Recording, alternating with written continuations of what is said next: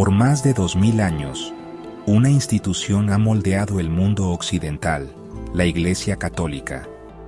Nacida en secreto y persecución, sobrevivió a la caída de imperios y al ascenso de naciones. Su mensaje, llevado por gente común, se extendió por continentes, ofreciendo esperanza más allá de las barreras sociales. La Iglesia ha inspirado el arte, provocado conflictos y brindado caridad, adaptándose a través de cada era. Desde las oraciones de los mártires hasta la grandeza de la Basílica de San Pedro, su influencia perdura. A través de plagas, guerras y levantamientos, permaneció como un faro de propósito y esperanza. Su legado está tejido en la civilización occidental, sus leyes, arte y filosofía. La historia de la Iglesia es un testamento al poder duradero de la creencia, moldeando naciones y vidas por siglos.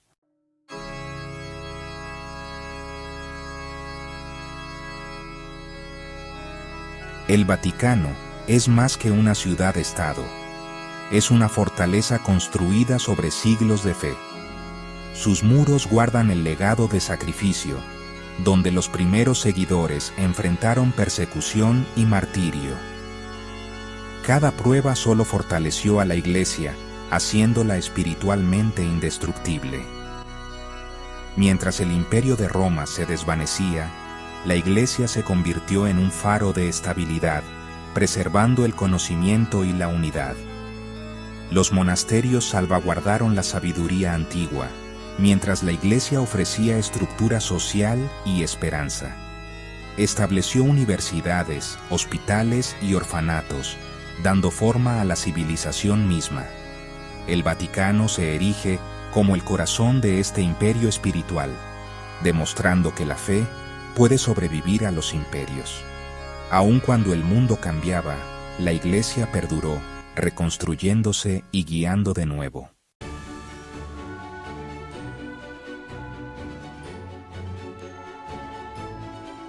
El Vaticano guarda no solo la historia, sino el alma de una civilización. Su arte, archivos y tradiciones son testimonios vivos de la búsqueda de significado de la humanidad. La Iglesia moldeó el arte, la música, el derecho y la ética occidentales, inspirando creatividad y unidad. Su poder influyó en la política, a veces llevando a la ambición y la reforma. A través de crisis y renovaciones, la Iglesia evolucionó, enfrentando sus sombras y abrazando el cambio. Concilios como Trento y el Vaticano II mostraron su fuerza en el autoexamen y la adaptación. La historia del Vaticano es la búsqueda continua de significado, que refleja los triunfos y fracasos de la humanidad. Sostiene un espejo de nuestro viaje espiritual, pasado y futuro.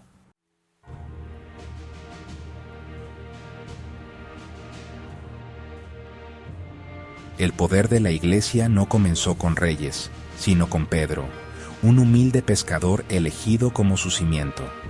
Su legado estableció el papado, un trono espiritual arraigado en el servicio, no en la conquista. Roma, el corazón del imperio, se convirtió en el centro de esta nueva fe, simbolizando su mensaje universal. Los primeros papas enfrentaron peligros, guiando a una comunidad oculta a través de la convicción, no de la fuerza. Su autoridad provino de la fe y la conexión con las enseñanzas de Cristo, no del poder terrenal.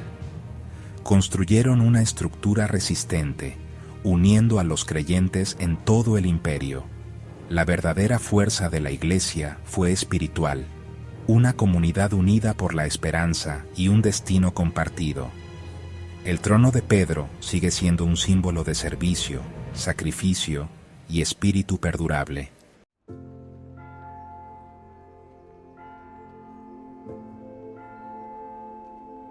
El mensaje radical de la Iglesia chocó con Roma, lo que llevó a siglos de persecución. Los cristianos se negaron a adorar a los dioses romanos, siendo vistos como traidores al imperio. Los primeros papas, se convirtieron en mártires. Sus muertes tenían la intención de aterrorizar, pero en cambio inspiraron fe. La persecución solo fortaleció a la Iglesia, ya que el coraje frente a la muerte atrajo a nuevos seguidores. La sangre de los mártires se convirtió en la semilla de la resiliencia, forjando una fe indestructible. Las catacumbas simbolizaban una comunidad que prosperaba bajo tierra, encontrando luz en la oscuridad. El sufrimiento unió a los creyentes, solidificó el liderazgo y creó una narrativa heroica. El intento de Roma de destruir la Iglesia le dio su mayor fuerza y leyenda.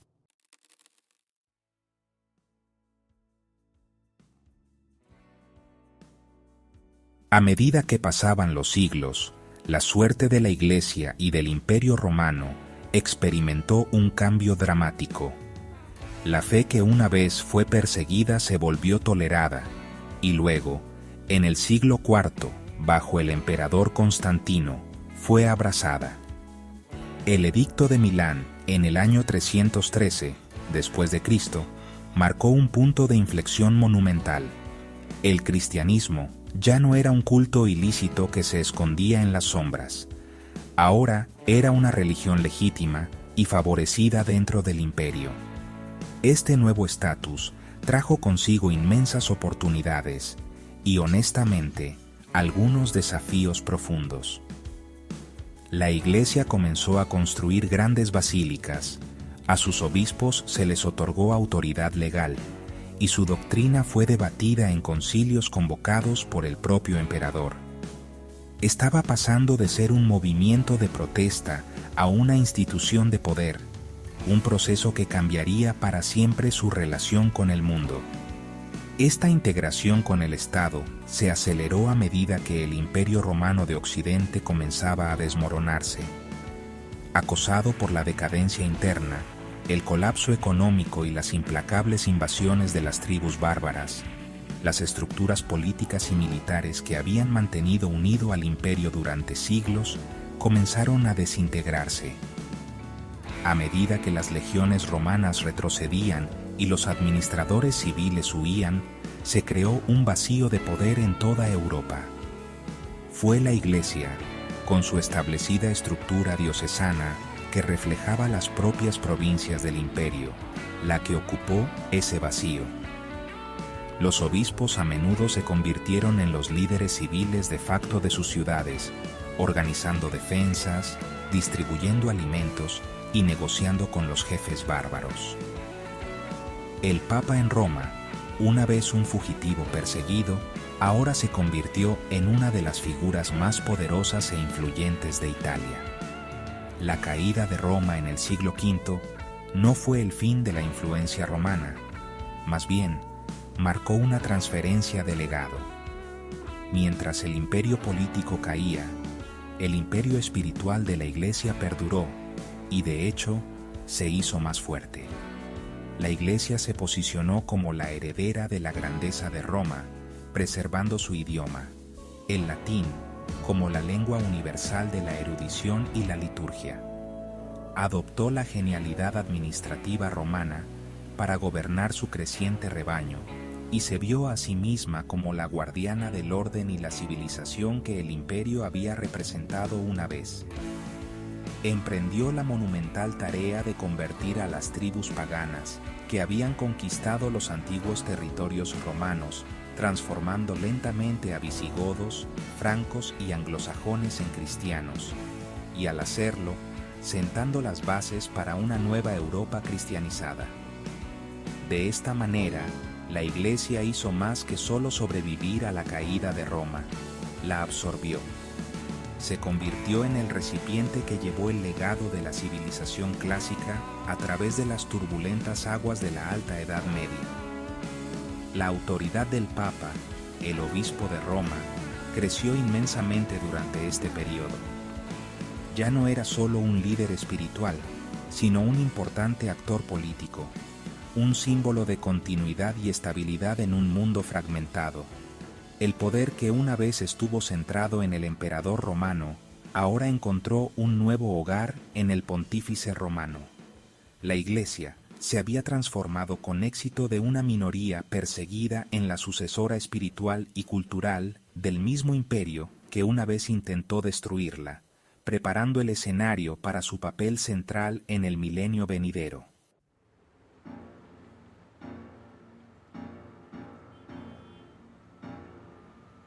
Mientras el Imperio Romano de Occidente se disolvía en un mosaico de reinos en guerra, Europa entró en un período a menudo llamado la Edad Oscura. Fue una era de profunda incertidumbre, caracterizada por la analfabetización generalizada, la decadencia de las ciudades y la pérdida del orden y la ley centralizados. Las rutas comerciales se volvieron peligrosas y la grandiosa infraestructura del mundo romano cayó en el abandono. En este paisaje fragmentado y a menudo brutal, una sola institución se mantuvo como una fuerza unificadora, un faro de esperanza y continuidad. La Iglesia, con el papado a la cabeza, proporcionó la única estructura general que conectó a los diversos pueblos del continente. Su red de parroquias, monasterios y obispados se convirtió en el nuevo pegamento social y espiritual que mantuvo unida a la civilización. Durante estos siglos de agitación, las principales fuentes de luz, tanto literal como metafóricamente, fueron los monasterios que salpicaban el paisaje europeo. Estas comunidades de monjes, apartadas del mundo, se convirtieron en centros vitales de preservación y aprendizaje. Mientras el mundo exterior estaba consumido por el conflicto, los monjes en sus escritorios se dedicaban al minucioso trabajo de copiar y preservar textos antiguos. No solo salvaron la Biblia y los escritos de los padres de la Iglesia, sino también las grandes obras de poetas, filósofos e historiadores clásicos. Sin su incansable labor, gran parte de la herencia intelectual de Grecia y Roma se habría perdido para siempre. Estos monasterios no eran solo santuarios para la oración, eran islas de alfabetización, cultura y conocimiento en un vasto océano de ignorancia. La influencia de la Iglesia impregnó cada aspecto de la vida medieval. Fue la principal patrocinadora del arte y la arquitectura, dando origen a la solemne belleza de las iglesias románicas, y más tarde, a la imponente grandeza de las catedrales góticas.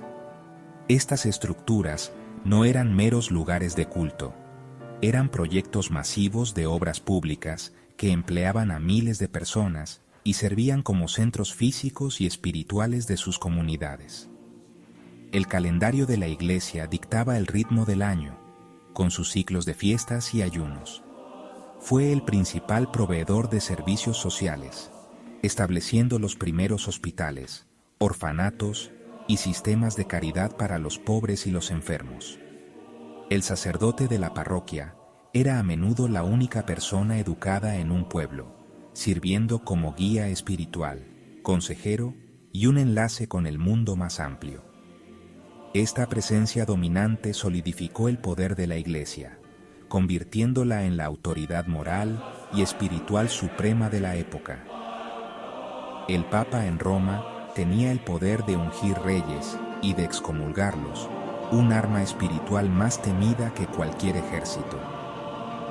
En un mundo definido por lealtades locales y feudales, la Iglesia ofrecía una visión de una cristiandad unida, una única familia espiritual bajo un solo Dios y un solo Papa. Si bien la era estuvo marcada por la violencia y las dificultades, fue la luz inquebrantable de la fe, que emanaba de Roma y brillaba a través de miles de iglesias y monasterios, la que proporcionó un sentido de propósito y orden definitivos. Fue esta luz la que guió a Europa a través de la oscuridad, asegurando que la llama de la civilización, aunque parpadeó, nunca se extinguiera.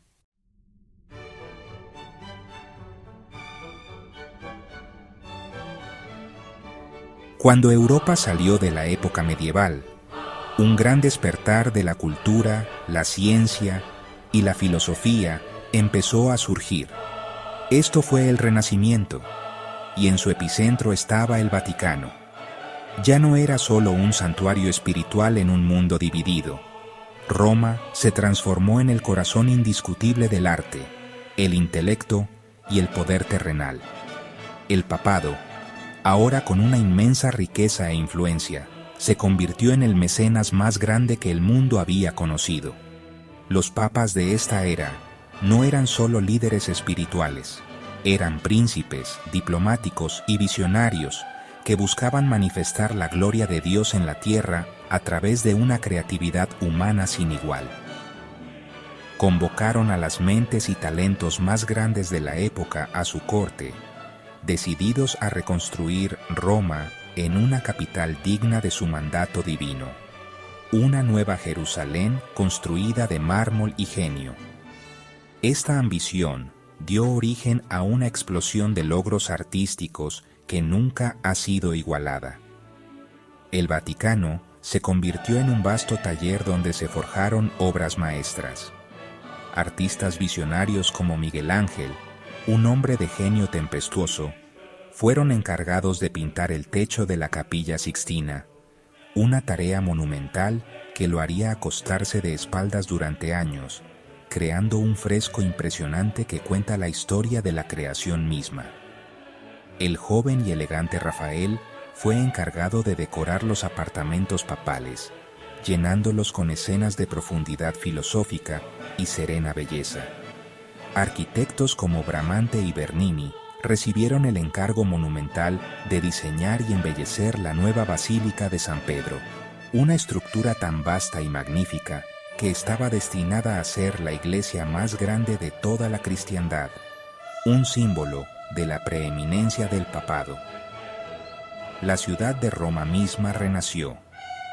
Se excavaron ruinas antiguas, se desenterraron y estudiaron esculturas clásicas y un nuevo lenguaje arquitectónico inspirado en la grandeza de la antigüedad, pero infundido con un propósito cristiano, tomó forma. El sonido de martillos y cinceles resonaba por la ciudad, mientras palacios, fuentes e iglesias se levantaban para redefinir el paisaje urbano. El Vaticano no solo estaba encargando arte, estaba dando forma a una nueva estética, una nueva forma de ver el mundo que mezclaba el humanismo clásico con la teología cristiana. La forma humana era celebrada, la emoción era explorada con profunda profundidad y las historias de la fe eran contadas con una nueva e intensa dramatismo. Esta era una iglesia confiada en su poder, usando el arte como un poderoso instrumento de devoción y autoridad. Esta fusión de fe y arte creó templos que parecían tocar los cielos, manifestaciones físicas de la gloria divina destinadas a inspirar asombro y reverencia en todos los que los contemplaban. Los peregrinos que acudían a Roma ya no solo entraban en una ciudad santa, estaban entrando en un museo viviente, un testimonio de lo que se podía lograr cuando la creatividad humana se ponía al servicio de Dios. La gloria del papado renacentista quedó grabada en piedra, bronce y pigmento. Fue una edad de oro, donde el Vaticano se convirtió no solo en el centro de la fe cristiana, sino también en el corazón radiante de la cultura occidental, un faro cuya luz artística e intelectual iluminaría el mundo durante siglos, definiendo nuestra propia comprensión de la belleza y la grandeza.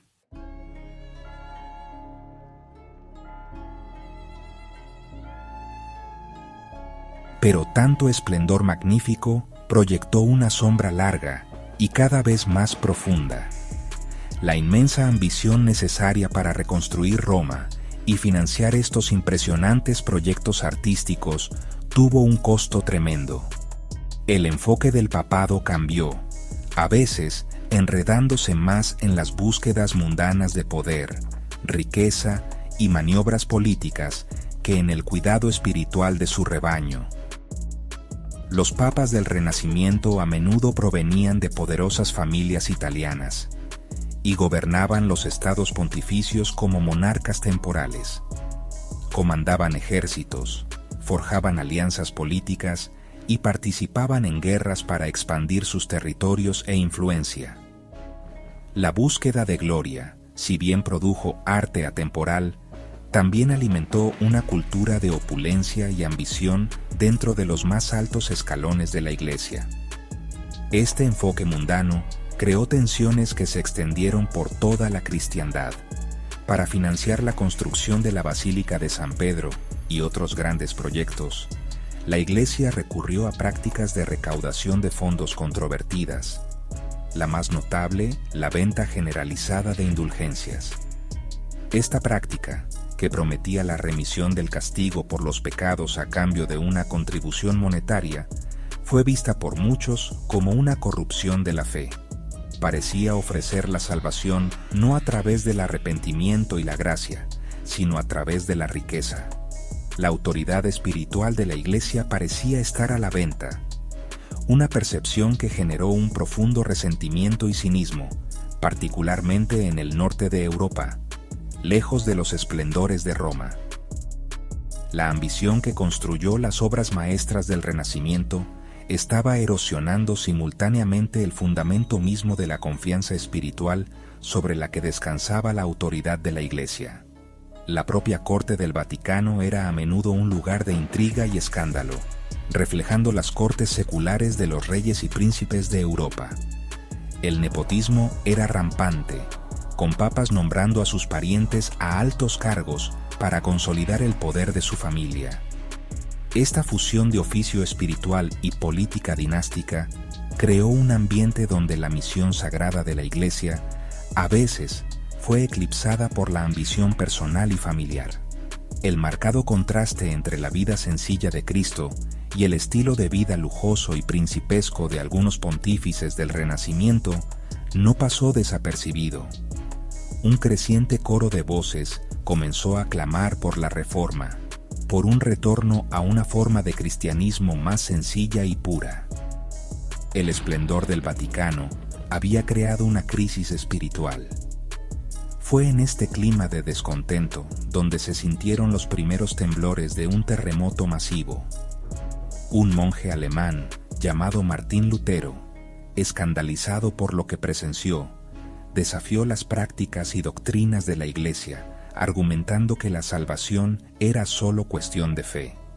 Sus 95 tesis, clavadas en la puerta de una iglesia en Wittenberg, no fueron solo un argumento teológico, fueron una chispa que encendió una tormenta de fuego. La Iglesia, en su búsqueda de la gloria terrenal, había sembrado las semillas de su propia división. Ahora se vería obligada a confrontar sus propias sombras, a enfrentar el mayor desafío a su unidad y autoridad en 1000 años. La era de la gloria estaba a punto de dar paso a una era de cisma, reforma y cambios profundos y dolorosos.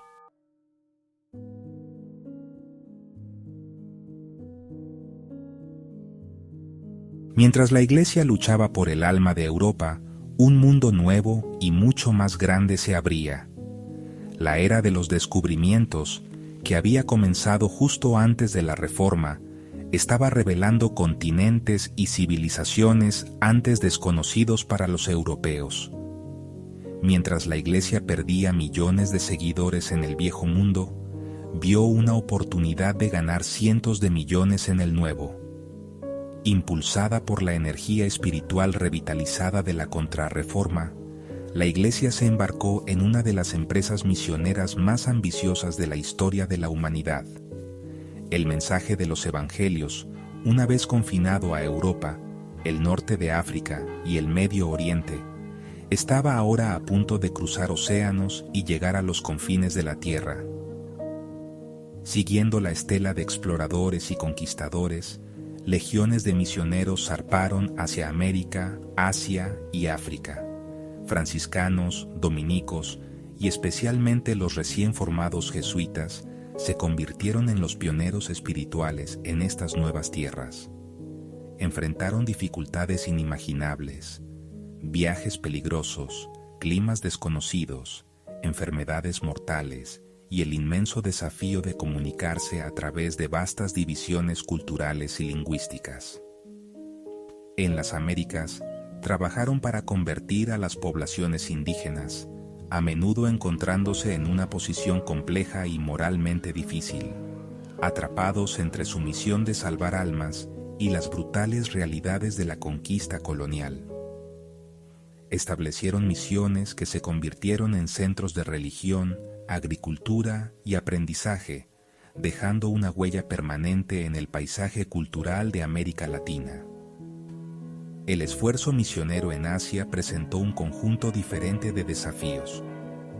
En lugares como Japón, China e India, los misioneros encontraron civilizaciones antiguas y muy sofisticadas, con tradiciones religiosas y filosóficas profundamente arraigadas.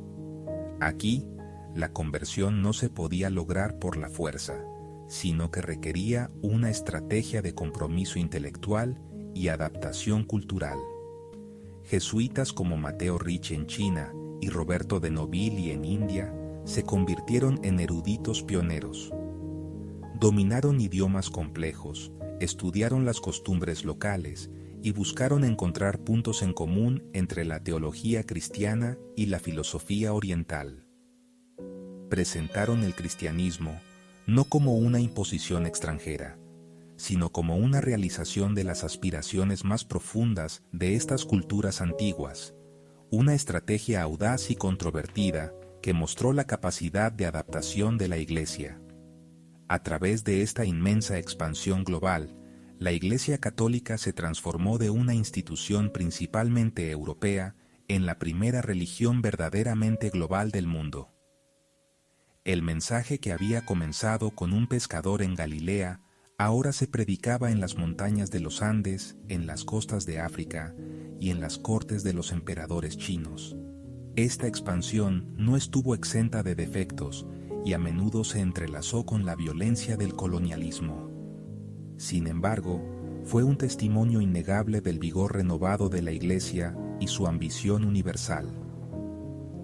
De las cenizas del cisma y la gloria del Renacimiento, la Iglesia había renacido. Su mirada se había levantado de las luchas internas de Europa al horizonte espiritual de un mundo completamente nuevo.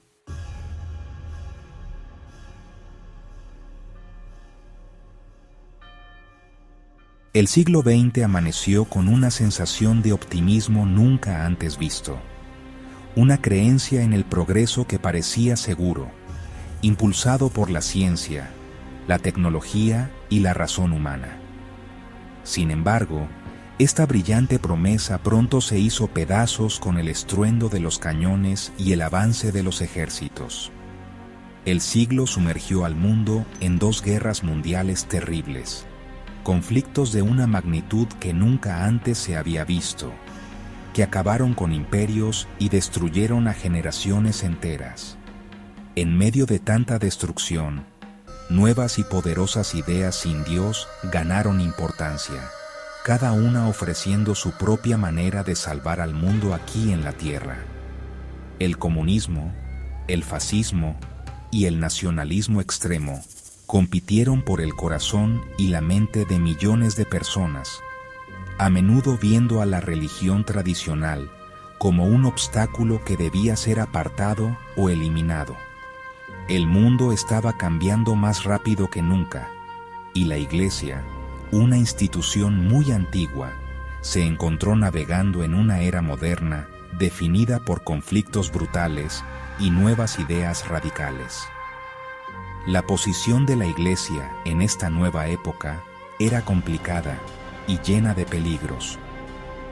Durante la Primera Guerra Mundial, el Papa Benedicto XV pidió la paz, pero sus llamados a un acuerdo negociado fueron en gran parte ignorados por las naciones en guerra, cada una convencida de que su causa era la correcta.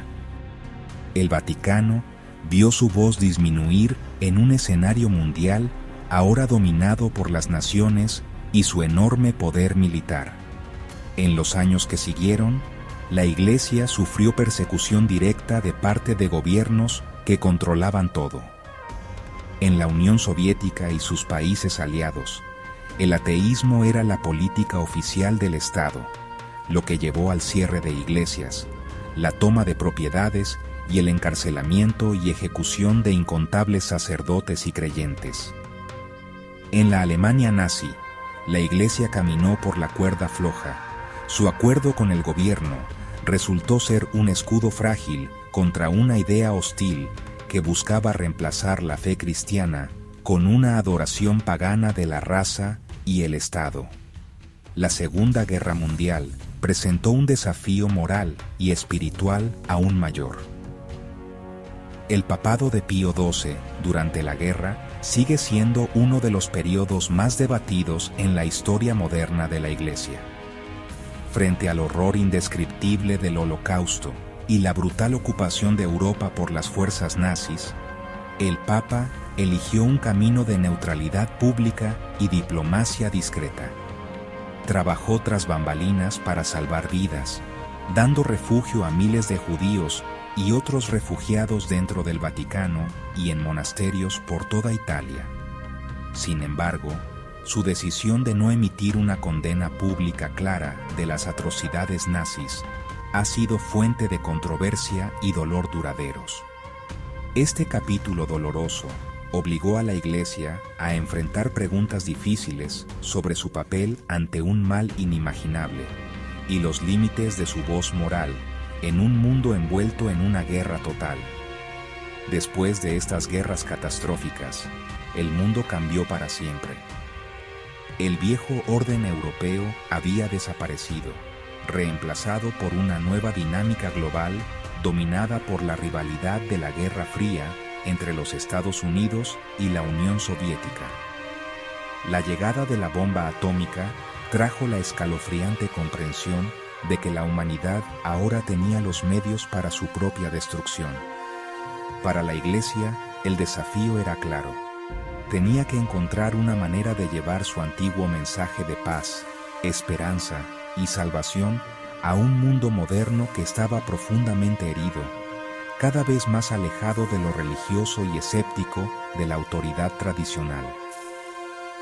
La tormenta de principios del siglo XX había puesto a prueba a la Iglesia hasta sus límites, obligándola a pensar de nuevo cómo podría interactuar de manera efectiva con un mundo que ya no la buscaba automáticamente para encontrar respuestas.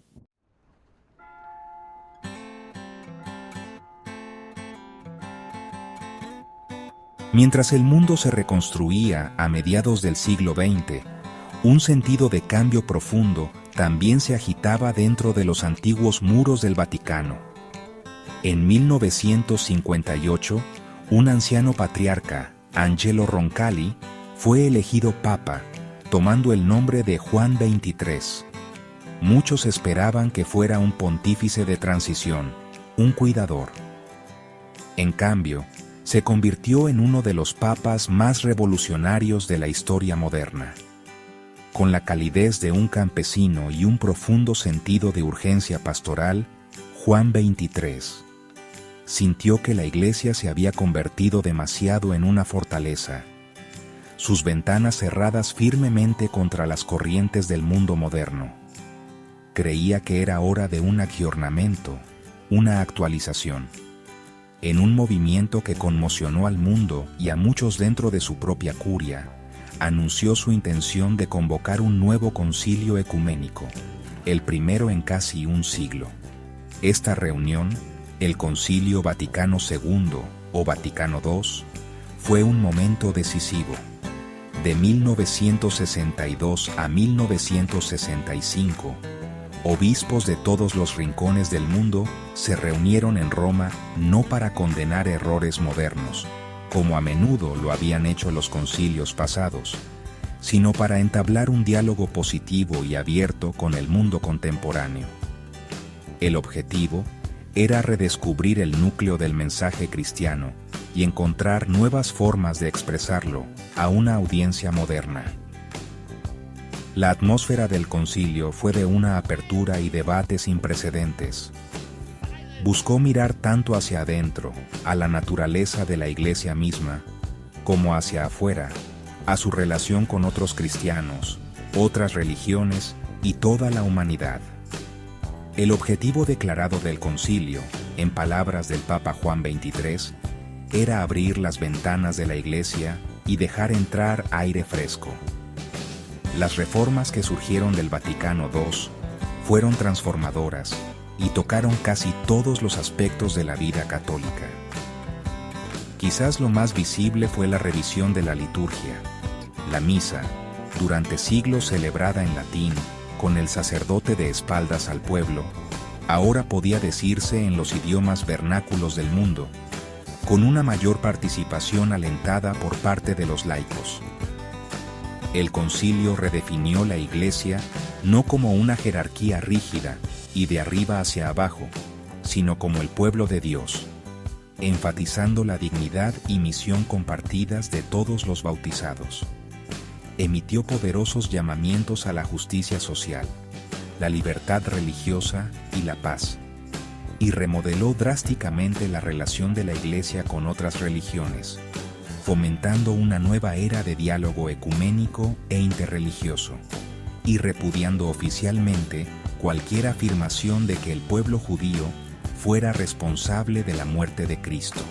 El espíritu del Vaticano II fue de compromiso, no de retirada. Fue un intento valiente de cerrar la brecha que había crecido entre la Iglesia y el mundo moderno desde la Ilustración.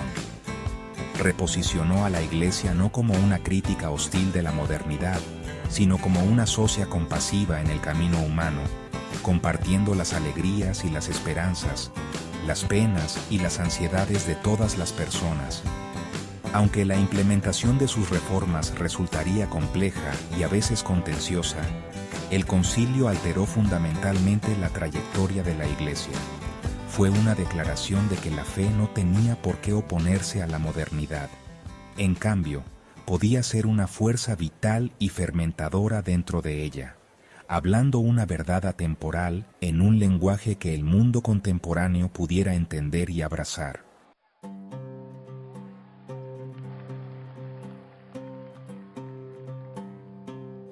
Después del concilio, ninguna persona representó el nuevo espíritu de conexión mundial tan fuerte como el Papa Juan Pablo II. Elegido en 1978, Karol Wojtyła, nacido en Polonia, fue el primer papa que no era italiano en más de 450 años. Su llegada fue, sinceramente, como una sacudida espiritual. Joven, atlético y muy inteligente, le dio una nueva energía al papado. Habiendo vivido bajo el nazismo y el comunismo, entendía muy bien la lucha por la libertad y la dignidad humana frente a ideas que oprimían. Él no se conformó con quedarse en el Vaticano. Vio al mundo como su parroquia y se convirtió en el gran papa peregrino, viajando sin descanso para llevar el mensaje del Evangelio a todos los continentes, rompiendo barreras de cultura, política e idioma. Su tiempo como papa fue algo que se vio en todo el mundo. Juan Pablo II viajó a más de 120 países, hablando a multitudes enormes que sumaban millones. Tenía una habilidad especial para conectar con los jóvenes, iniciando la Jornada Mundial de la Juventud, una reunión internacional gigantesca que se convirtió en algo muy importante de su papado e inspiró a una nueva generación de creyentes. Usó los medios de comunicación modernos con mucha habilidad, convirtiendo al papado en una plataforma poderosa en el escenario mundial. Ya sea que hablara con comunidades indígenas en el Amazonas, rezara en el Muro de los Lamentos en Jerusalén o se dirigiera a las Naciones Unidas, su mensaje era el mismo: una fuerte defensa de los derechos humanos, la libertad religiosa y el valor sagrado de la vida. Fue una guía moral para un mundo que lidiaba con las cosas complicadas de finales del siglo XX. Uno de sus papeles históricos más importantes fue su enfrentamiento con el comunismo. Como polaco, conocía muy bien el vacío espiritual y la opresión del sistema soviético. Su primera visita a su tierra natal en 1979 fue un momento clave en la Guerra Fría. Millones de sus compatriotas salieron a las calles para recibirlo, una demostración pacífica y poderosa de fe e identidad nacional que desafió directamente la autoridad del gobierno comunista. Se le atribuye ampliamente que su visita inspiró el movimiento Solidaridad, el sindicato no violento que comenzó el proceso de desmantelar el control soviético en Polonia. Él dio el apoyo moral y espiritual que le dio a la gente el valor para exigir libertad, convirtiéndose en una figura clave en el colapso final y pacífico de la cortina de hierro y la caída del muro de Berlín. Más allá de la política, Juan Pablo II también llevó a la Iglesia al nuevo milenio con un profundo acto de arrepentimiento. En el Gran Jubileo del año 2000, pidió perdón públicamente por los pecados históricos de los miembros de la Iglesia, incluyendo pecados cometidos en el servicio de la verdad, como la Inquisición y acciones contra el pueblo de Israel. Fue un momento de gran humildad y honestidad histórica. Su largo e importante tiempo como papa redefinió el papado moderno, transformándolo en una voz de conciencia moral mundial. Fue un testigo de esperanza, un viajero incansable que mostró que la Iglesia, lejos de ser algo sin importancia, podía ser una fuerza poderosa para la libertad y la dignidad humana en el mundo moderno.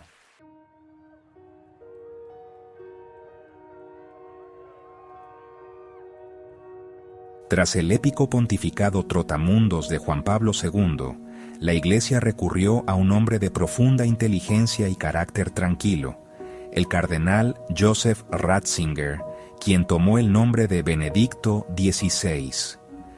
Teólogo de renombre mundial que había sido colaborador cercano de Juan Pablo II, Benedicto vio su misión de manera diferente.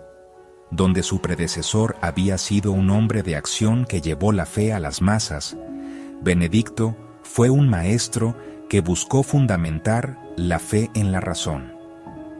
Estaba profundamente preocupado por la dictadura del relativismo en el Occidente moderno, la idea de que no hay verdades objetivas, especialmente en asuntos de moralidad. Su papado fue un esfuerzo sostenido para demostrar que la fe y la razón no son enemigas, sino dos alas sobre las cuales el espíritu humano se eleva a la contemplación de la verdad. El reinado de Benedicto XVI estuvo marcado por un profundo enfoque intelectual y espiritual. Escribió una serie de poderosas encíclicas sobre las virtudes cristianas centrales del amor, la esperanza y la caridad, y escribió una obra de varios volúmenes, profundamente personal, sobre la vida de Jesús de Nazaret. Buscó purificar la Iglesia desde dentro, confrontando el devastador escándalo de abuso del clero con más franqueza de lo que se había visto antes, expresando profunda vergüenza y reuniéndose con las víctimas. Fue un papa de sustancia sobre estilo, más cómodo en una biblioteca que en un estadio. Argumentó que en un mundo inundado de información pero carente de sabiduría, el papel más importante de la Iglesia era ser una voz clara e inquebrantable para la verdad del Evangelio, presentando el cristianismo no como un conjunto de prohibiciones, sino como un encuentro que afirma la vida con la persona de Jesucristo. El mundo quedó asombrado cuando, en 2013, Benedicto XVI hizo algo que ningún papa había hecho en casi 600 años: renunció. Citando su avanzada edad y su fuerza menguante, reconoció humildemente su incapacidad para llevar las inmensas cargas del cargo. Este acto, a su manera tranquila, fue tan revolucionario como cualquiera de sus enseñanzas. Desmitificó el papado, enfatizando que el papa es un servidor, no un monarca, y que el cargo se trata de la misión, no del hombre. Su renuncia allanó el camino para un cónclave que una vez más sorprendería al mundo, eligiendo al primer papa de las Américas, el primer jesuita, y el primero en tomar el nombre de Francisco, en honor al humilde santo de Asís. Con la llegada del Papa Francisco, el tono del papado cambió drásticamente una vez más. Desde el primer momento en que apareció en el balcón de San Pedro, pidiendo a la multitud que orara por él antes de dar su bendición, Francisco proyectó un nuevo estilo de liderazgo. Su enfoque ha sido implacablemente pastoral, enfatizando la misericordia, la compasión y una iglesia que actúa como un hospital de campaña para un mundo herido. Habla de los pobres, los marginados y los olvidados. Ha hecho del cuidado del medio ambiente un tema central de su enseñanza con su encíclica Laudato Si. Desafía a la Iglesia a salir a las periferias, a ensuciarse las manos y a ser testigo de ternura y misericordia. Mientras Juan Pablo II llevó la Iglesia al mundo y Benedicto XVI llevó la inteligencia a la fe, el Papa Francisco ha llamado a la Iglesia a escuchar, a servir y a abrazar una radical nueva humildad.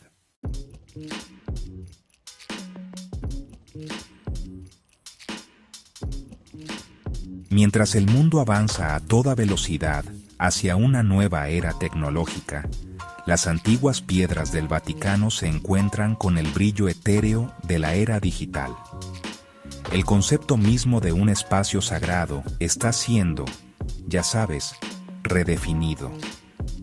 Durante siglos, la fe estuvo anclada en la presencia física, en la peregrinación a un lugar santo, la reunión de una congregación dentro de las paredes de una catedral o el acto tangible de recibir un sacramento.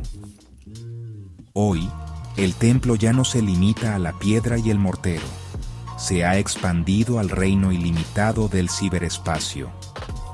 El mundo digital presenta un profundo desafío a una institución construida sobre la tradición y la comunidad física. Cuestiona la necesidad del lugar, la naturaleza de la asamblea y la estructura misma de la autoridad religiosa en una era donde la información y la conexión están descentralizadas y son instantáneas. La Iglesia, consciente de este cambio monumental, ha comenzado a navegar por esta nueva frontera. Poco a poco, está adoptando las herramientas de la era digital no como un reemplazo del culto tradicional, sino como un nuevo continente para la evangelización. El Vaticano ahora opera un sofisticado aparato de medios, utilizando plataformas de redes sociales como X, antes Twitter, e Instagram, para transmitir los mensajes del Papa a una audiencia global en tiempo real. Los discursos papales se transmiten en vivo, las encíclicas se publican en línea y los recorridos virtuales permiten a los fieles explorar los tesoros del Vaticano desde miles de kilómetros de distancia. Este alcance digital representa un viaje misionero moderno, un esfuerzo por encontrar a las personas donde están, en la bulliciosa, a menudo caótica, plaza pública de Internet.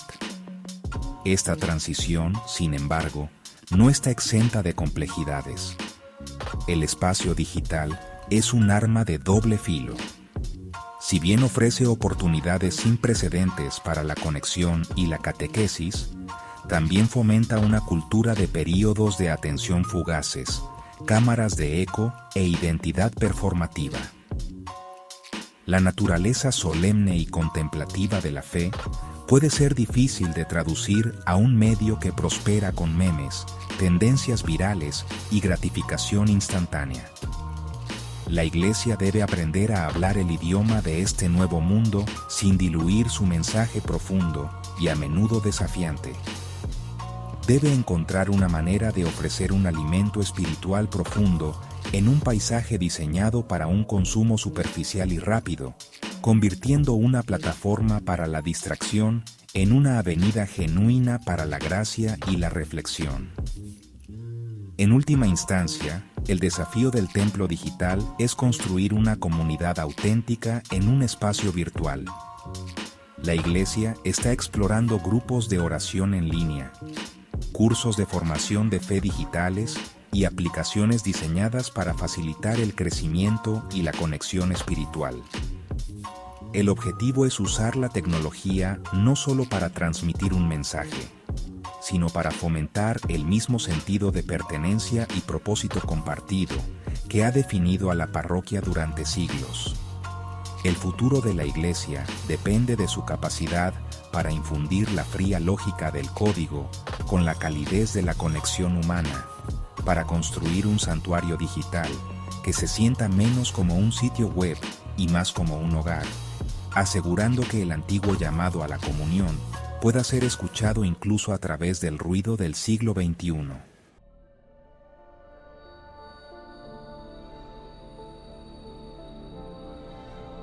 Más allá del desafío de la comunicación digital, se encuentra una frontera mucho más profunda y compleja: el auge de la inteligencia artificial.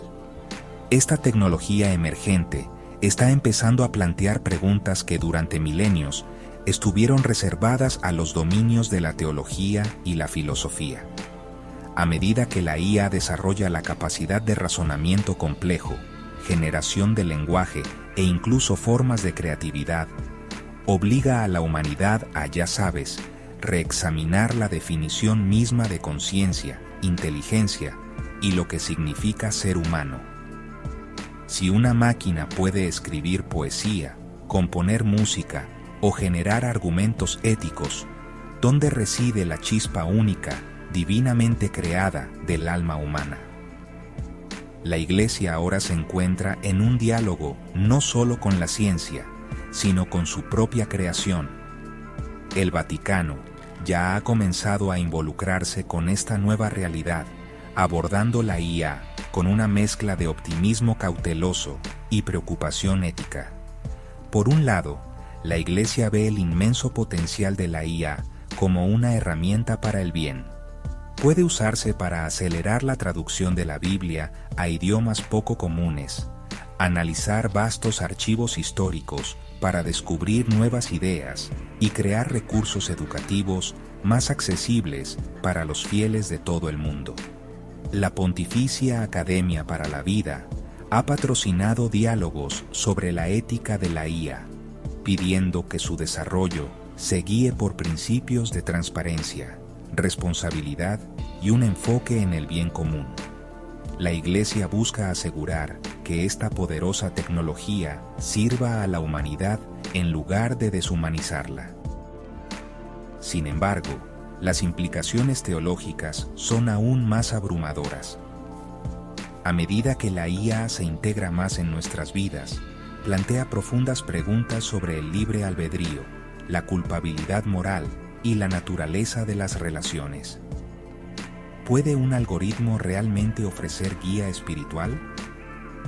¿Cuál es el papel de un sacerdote en una era en la que una máquina puede proporcionar lecturas personalizadas de las Escrituras y responder preguntas doctrinales con perfecta precisión? La Iglesia debe articular una antropología teológica robusta, una clara comprensión de la persona humana, que defienda el valor insustituible de la empatía humana, la intencionalidad y la capacidad de amor autosacrificado, cualidades que no pueden ser replicadas ni por la red neuronal más avanzada. El mayor desafío planteado por la máquina teológica es la tentación de sustituir la eficiencia por la presencia. La misión de la Iglesia es fundamentalmente relacional. Se trata del encuentro entre Dios y la humanidad, y entre los propios seres humanos. Es una fe transmitida a través del testimonio personal, la mentoría y la vida compartida de una comunidad. Si bien la IA puede ser una herramienta poderosa para apoyar esta misión, nunca podrá reemplazarla. El futuro requerirá que la Iglesia trace una línea clara entre usar la IA para mejorar su trabajo y permitir que reemplace el elemento humano de la fe, desordenado, ineficiente, pero absolutamente esencial, recordándole al mundo que la salvación no se encuentra en un algoritmo perfecto, sino en una relación personal con un Dios vivo.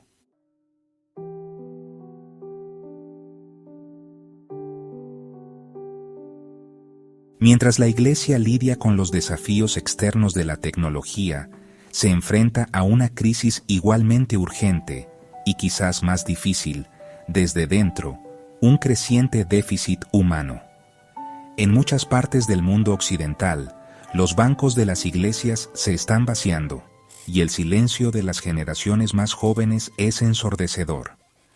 Las grandes catedrales, que alguna vez fueron el corazón vibrante de sus ciudades, ahora se erigen como magníficos monumentos a una fe que parece haber perdido su influencia en la imaginación popular. Esta no es una crisis de persecución externa, sino una de apatía y escepticismo desde dentro.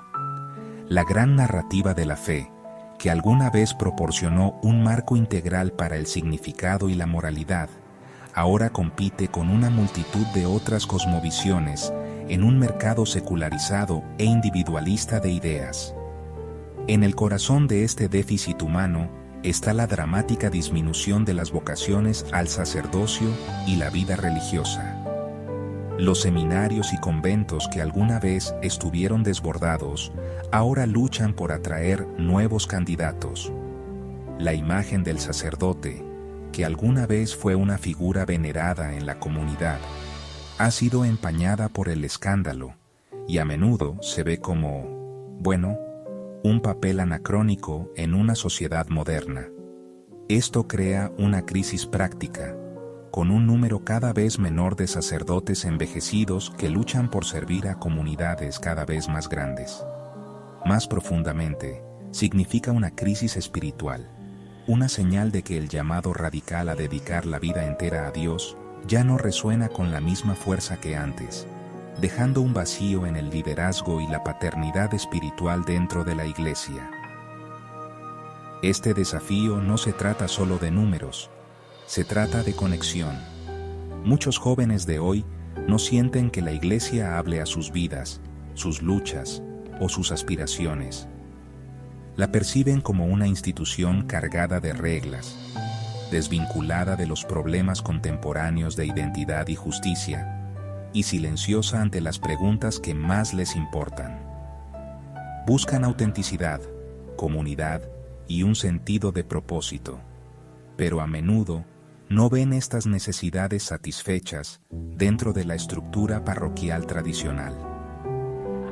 La voz de la Iglesia, que alguna vez tronó con autoridad, ahora les parece a muchos un susurro débil, fácilmente ahogado por el ruido constante de un mundo moderno hiperconectado, pero profundamente fragmentado.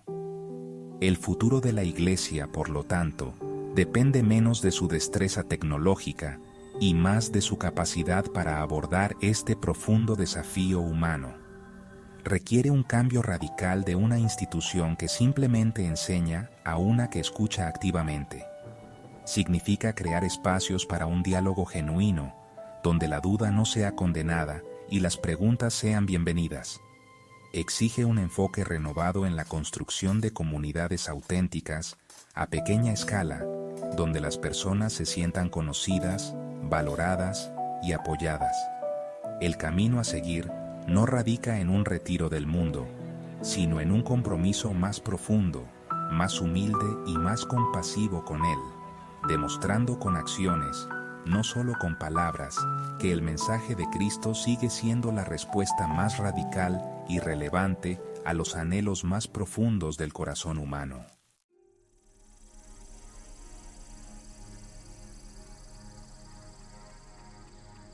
Enfrentando esta unión de cambios tecnológicos y desconexión humana, el Vaticano del futuro debe ser una iglesia que se caracterice por una nueva y radical apertura.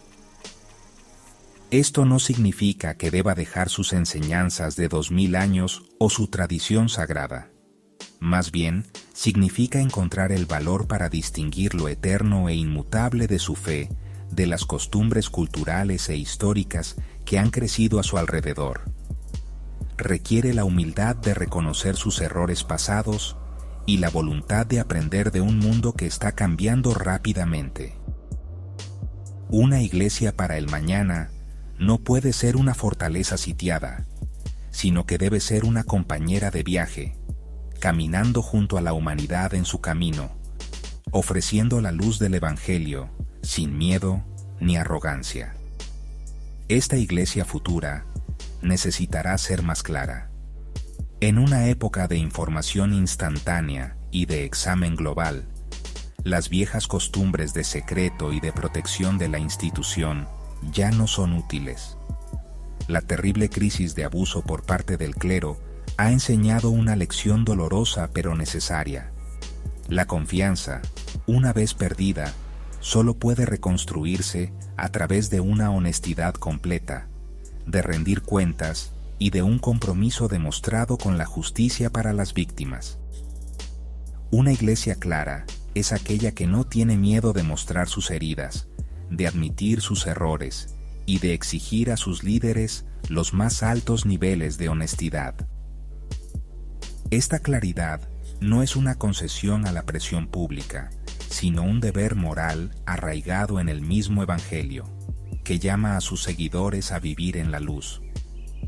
Además, la Iglesia del futuro debe estar más profunda y verdaderamente dedicada a los problemas reales que enfrentan el planeta y su gente.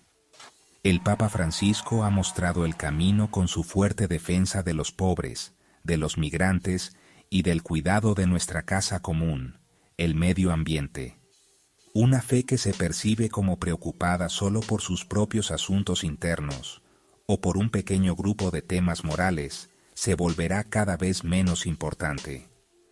La Iglesia debe mostrar que su mensaje espiritual tiene profundas consecuencias sociales, inspirando a los creyentes a trabajar por la justicia, a defender la dignidad de cada persona humana y a ser cuidadores de la creación. Debe ser una fuerza para la sanación y la unión en un mundo roto. Al final, la supervivencia y la fuerza del Vaticano en el futuro dependerán de su capacidad para vivir su propio mensaje. No será juzgado por el esplendor de sus edificios, el tamaño de sus cuentas bancarias o su poder en los lugares de gobierno, sino por su capacidad de amor, misericordia y servicio. La iglesia del futuro será una iglesia más humilde, una iglesia más pobre, una iglesia que escucha más de lo que habla. Será una iglesia que encuentra su fuerza no en el poder del mundo, sino en el testimonio convincente de su gente, que vive vidas de fe, esperanza y caridad verdaderas.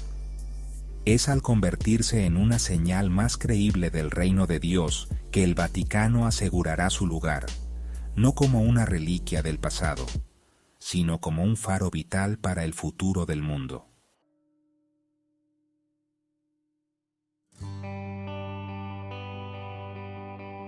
Al final, después de haber rastreado el gran camino de la historia, después de haber contado el ascenso y la caída de los imperios, y después de haber pensado en los retos del futuro, llegamos a una verdad muy importante. La Iglesia no es solo un edificio de piedra, reglas y leyes. No se define solo por sus papas, sus reuniones importantes o sus grandes iglesias. En lo más profundo, la Iglesia es la parte visible de algo que todos los humanos sentimos por dentro, la búsqueda constante de significado del alma. Es la historia de la humanidad que levanta la vista del polvo de la vida diaria y se pregunta cosas que no tienen fin. ¿Por qué estamos aquí? ¿Cuál es nuestro propósito? ¿Hay algo más que esta vida que se acaba? La Iglesia es el barco que ha llevado estas preguntas y sus respuestas a través del río del tiempo. Esta búsqueda está metida en lo más hondo de nuestra existencia. Es un deseo espiritual que existía antes de cualquier religión formal, un anhelo de conectar con algo más grande que nosotros mismos. La Iglesia, en su viaje de 2000 años, ha dado un lenguaje, una forma y una historia para esta búsqueda profunda del ser humano. Cada papa que se ha sentado en el trono de Pedro, desde el pescador mismo hasta los papas de hoy, representa una parte de esta historia que sigue. Cada creyente que se ha arrodillado para orar, ya sea en una gran iglesia o en una humilde capilla de pueblo, ha puesto su voz en este enorme coro. Cada oración dicha, cada canto entonado, cada acto de ayuda hecho en nombre de la fe se ha convertido en parte de esta gran historia, la historia de la humanidad tratando de entender a Dios. Esta parte espiritual va más allá de los éxitos y fracasos del mundo de la institución. La Iglesia ha sido un poder político, protector de las artes, pionera en la ciencia, y a veces una organización humana con errores y pecados. Sin embargo, su poder duradero no está al final en estas tareas temporales. Su verdadera fuerza está en su capacidad para hablar a lo más profundo del corazón humano. Ofrece una historia de perdón frente a nuestros errores, una promesa de esperanza en medio del sufrimiento, y una visión de vida eterna que desafía el final de la muerte. Es este mensaje, esta respuesta al grito más profundo del alma, lo que le ha dado a la Iglesia su fuerza, permitiéndole sobrevivir a escándalos, divisiones y al avance constante de la gente que no cree. Por lo tanto, entender la Iglesia es entender este drama humano fundamental.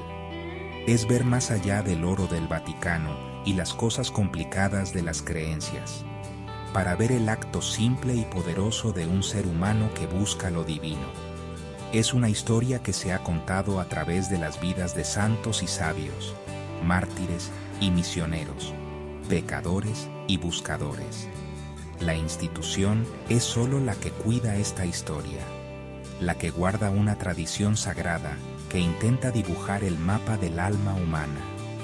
La Iglesia dura, no porque sus estructuras sean perfectas, sino porque las preguntas que enfrenta son eternas, y el hambre de significado que aborda es una parte que nunca se apaga de lo que significa ser humano.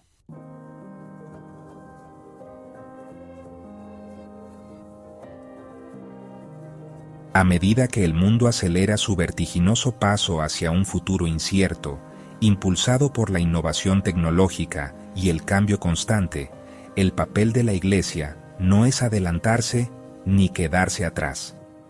Su vocación única es caminar junto a la humanidad, ofreciendo un tipo diferente de orientación. Mientras la mirada del mundo a menudo se fija en el horizonte inmediato, el próximo avance, las ganancias del próximo trimestre, el siguiente ciclo político, la Iglesia busca mantener una mirada constante hacia el cielo. Esto no implica un desapego de los problemas del mundo. Al contrario, es esta perspectiva eterna la que le da a la Iglesia su brújula moral y su voz profética para hablar sobre temas de justicia, dignidad y el propósito último del esfuerzo humano. Esta mirada hacia arriba proporciona una contranarrativa crucial a una visión del mundo puramente materialista. En una era que a menudo mide el valor en términos de productividad, eficiencia y consumo, la Iglesia insiste en el valor trascendente de cada persona humana, creada a imagen de Dios. Defiende los aspectos no utilitarios de la vida, la contemplación, la belleza, el perdón y el amor desinteresado. Le recuerda a un mundo inquieto que hay santidad en la quietud, sabiduría en el silencio y una verdad profunda que no puede ser capturada por datos o algoritmos. Al mantener su enfoque en la eternidad, la Iglesia invita a la humanidad a levantar la cabeza, a mirar más allá de lo inmediato y lo material, y a considerar el destino final del alma. Esta perspectiva eterna es lo que le da a la Iglesia el coraje para enfrentar el futuro sin ser consumida por el miedo. Ha visto civilizaciones surgir y caer, ideologías ir y venir, y tecnologías remodelar el mundo una y otra vez. Su larga historia proporciona un punto de vista único, una comprensión profunda de que las corrientes del momento presente son parte de una historia mucho más grande.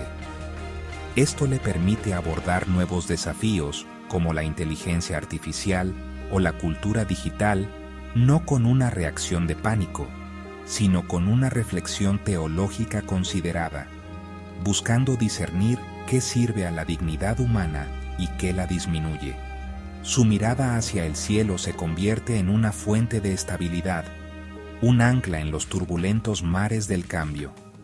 En última instancia, el viaje de la fe es un viaje de esperanza.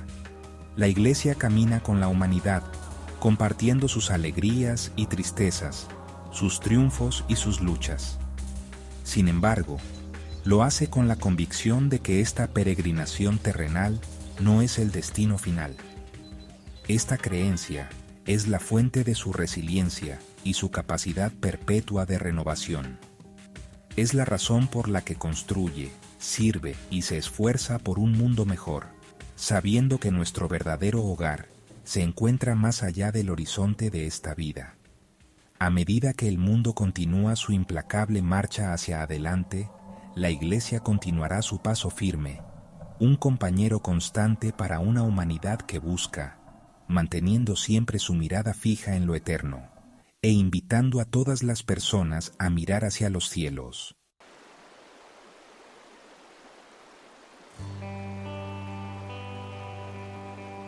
La historia de la Iglesia es un río que fluye por el corazón de la historia humana, sus corrientes formadas por el terreno de las épocas, pero su origen permanece constante e inalterable. El pasado dio a esta antigua institución su poder, forjando su autoridad en los fuegos de la persecución y cimentando su legado en los cimientos de la civilización occidental. Los tronos de los emperadores se han convertido en polvo, las filosofías se han marchitado y los grandes imperios son ahora solo recuerdos en piedra. Sin embargo, esta nave de fe sigue navegando. Su pasado es una crónica de inmenso poder, de gloria artística, de fragilidad humana y de resiliencia divina, un cimiento que le da el peso de milenios y una profunda comprensión del largo y arduo viaje de la humanidad a través del tiempo. El presente da a esta institución su propósito. En un mundo de velocidad vertiginosa e incertidumbres que se quiebran, la Iglesia está llamada a ser un ancla de significado, una voz de conciencia y un santuario para el alma cansada. Su propósito no se encuentra en la preservación de su propia gloria, sino en su servicio a un mundo herido. Este propósito se vive en el heroísmo silencioso de un misionero que atiende a los enfermos en un rincón olvidado del mundo, en el trabajo paciente de un maestro que forma mentes jóvenes y en el simple acto de un creyente que ofrece una oración por un extraño. El presente exige que la Iglesia escuche los gritos de los pobres, defienda la dignidad de los marginados y sea un testigo creíble de misericordia en un mundo a menudo despiadado. Y el futuro le exigirá un coraje inquebrantable y profundo. Exigirá el coraje de soltar la comodidad mundana y de abrazar una humildad radical. Exigirá el coraje de decir la verdad al poder, incluso cuando sea costoso, y el coraje de interactuar con un mundo escéptico, no con respuestas antiguas, sino con preguntas que abran el corazón. El futuro exige una Iglesia que no tenga miedo de la luz, que no tenga miedo de confrontar sus propias sombras y que no tenga miedo de confiar en un poder que se perfecciona en la debilidad. Es un futuro que pondrá a prueba su espíritu, desafiará sus estructuras y la llamará a una vida más profunda y auténtica. Porque la fe, en su esencia más verdadera, no envejece. No se deteriora ni se vuelve obsoleta. Solo y siempre se transforma. Adopta un nuevo lenguaje, encuentra nuevas expresiones y afronta nuevos desafíos. Sin embargo, su núcleo, el anhelo del corazón humano por Dios, permanece eternamente joven. Esta, entonces, es la historia interminable de la Iglesia. Es la saga épica de una institución que comenzó con el humilde sí de un pescador y continúa hacia el territorio inexplorado del mañana. Es la historia que se extiende desde el trono temporal del Vaticano a través del lapso de los siglos y hacia el futuro mismo del mundo.